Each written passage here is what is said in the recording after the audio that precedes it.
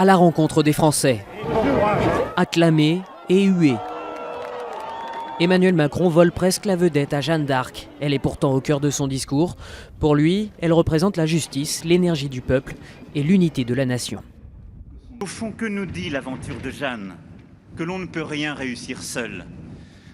Qu'il ne suffit ni d'être aimé des gens, ni de les aimer, mais qu'il faut leur faire confiance.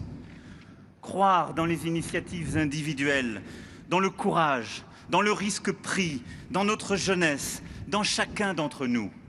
Presque un projet politique, peut-être celui d'Emmanuel Macron.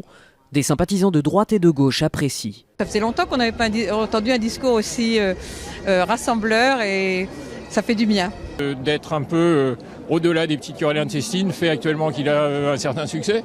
Maintenant, il faudra voir dans le temps ce que ça va donner. On veut que ça bouge un petit peu, que ça soit lui, on verra. On n'est encore pas en 2017, mais il faut que ça bouge un peu. Le ministre a été invité par le maire Les Républicains d'Orléans. Lui aussi vante l'unité nationale. Et quand il parle de Jeanne d'Arc, il semble évoquer Emmanuel Macron. Jeanne a osé croire à nouveau possible les entreprises les plus inattendues au moment où de renoncement en renoncement, tout semblait figé.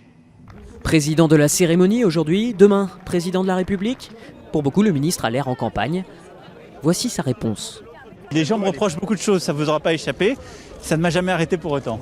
Et unité, En l'espèce, ça n'est pas faux. Boycotté par des élus de droite, ce déplacement en irrite d'autres à gauche et alimente les spéculations sur l'ambition d'Emmanuel Macron.